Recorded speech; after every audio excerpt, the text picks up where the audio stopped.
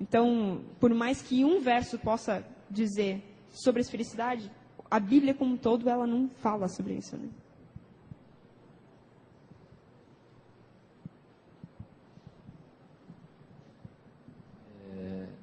Continuando o que o Leonildo falou, desse dia perdido, né? Nunca ia comprometer o ciclo semanal, né? Isso, nesses 4 dias, 365 dias e 4 horas, isso nunca vai tirar o sábado do ciclo, né?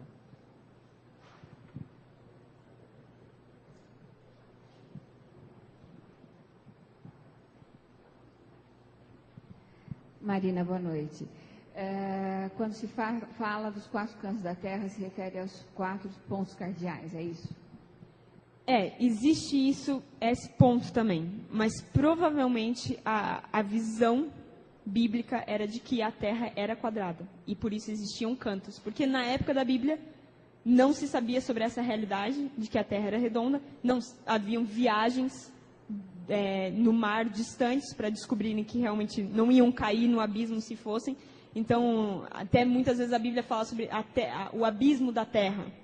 Então, provavelmente existia uma mentalidade de que chegasse a um ponto, caía.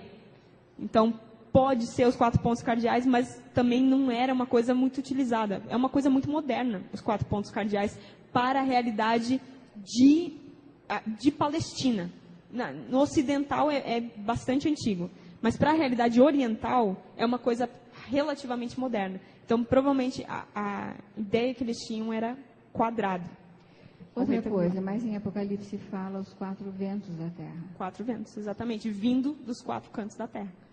Então, é exatamente isso. Os 4 ventos que podem ser os 4 pontos cardeais, mas... Porque a gente sempre argumenta que seriam os 4 pontos cardeais. Exatamente, mas esse é outro problema, a gente querer puxar a Bíblia para a nossa realidade. Trazer argumentos, dizer que não foi bem assim, quando na verdade foi. Mas por quê? Porque Deus respeita a individualidade do profeta. Respeita a capacidade, as informações que aquele profeta tem.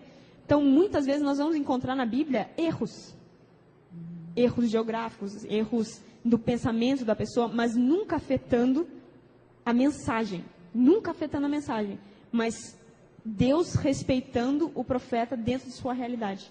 Então, por exemplo, nós encontramos Apocalipse, é um livro extremamente pobre em linguagem. Muitos erros gramaticais, muitos erros gramaticais do grego naquela época. Por quê? Deus não corrigiu os profetas. Corrigiu no sentido o quê? Espiritual, na mensagem que eles estavam dando. Mas não corrigiu a individualidade do profeta na hora dele escrever. Então, se aquele profeta tinha em mente que a terra era quadrada, se aquilo não afeta a mensagem da Bíblia... Bom, hoje nós sabemos que a Terra é redonda, é provado, hoje se vê que a Terra é redonda, não é? Então, a única dúvida é a gente dizer que no tempo bíblico se sustentava que a Terra era redonda, né? Mas quadrada. Aliás, quadrada. E não, nesse verso que você falou que de Isaías, né? Na minha Bíblia está escrito, está assentado sobre o globo da terra. Sabe? Então... É o disco. É sobre o disco da terra? Essa seria a melhor tradução, é disco. Então, assim, a gente vê que não existe um consenso, né?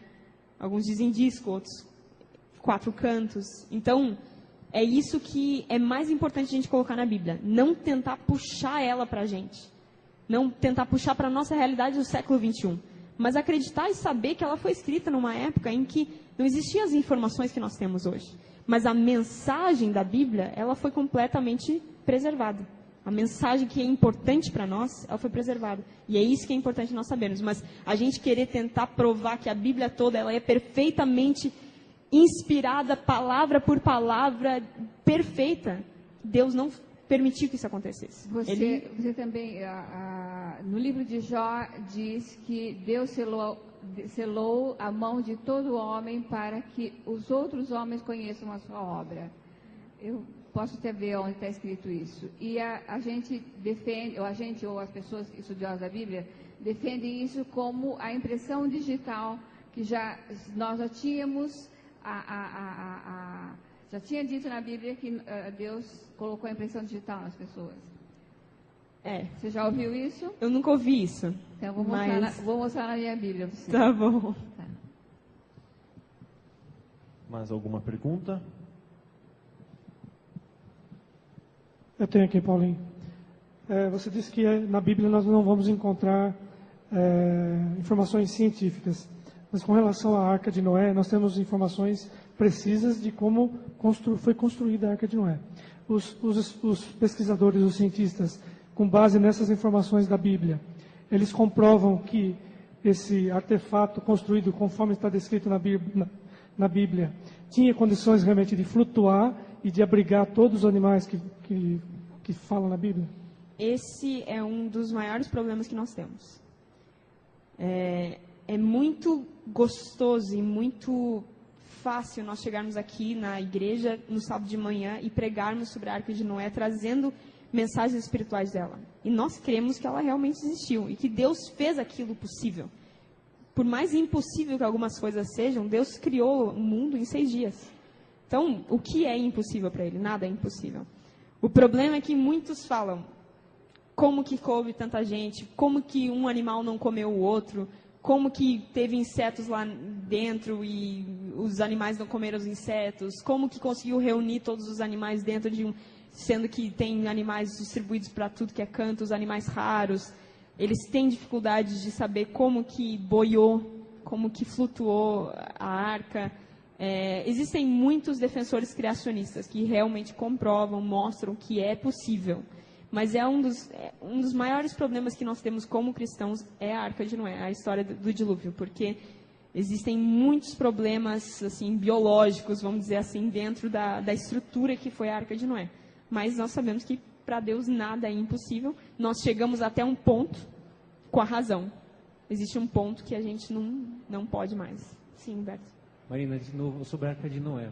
Eu já vi alguma coisa, já vi a história de Fernando Navarro, que foi lá, que sobrevoou. Eu vi fotos de pedaços de madeira trabalhada, madeira de cipreste, né? E o que me chama a atenção, que eu vi algumas fotos também que mexem com a gente, mesmo sendo tão borradas. Mas o que chama a atenção é que o governo da Turquia proíbe o acesso ao Monte Ararat. Né? Hoje não proíbe mais. O problema é que ele permite na parte sul do Ararat, daquela montanha. E, tecnicamente, essa estrutura de madeira que eles encontraram está no lado norte. Existem 2 problemas. A neve, só existe um pedaço de um mês que pode ser encontrado lá por causa do verão. E outro, os terroristas, que não permitem que ninguém suba lá. Existem mais de 6 mil pessoas já morreram tentando subir o Ararat por causa desses terroristas. Então não é uma coisa, vamos fazer uma excursão aqui com a central de Piracicaba e subir lá no Ararat. Não é assim, desse jeito.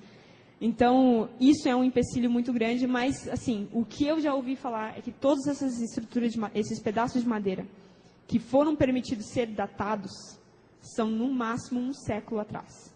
Não são recentes. Então, assim, pode ser que subiram com alguma estrutura de madeira lá em cima, deixaram cair. Então, muitas são as probabilidades. Eu acho muito difícil, pela lógica, tanto tempo ter passado e a coisa está ali na superfície, fácil de ser encontrada,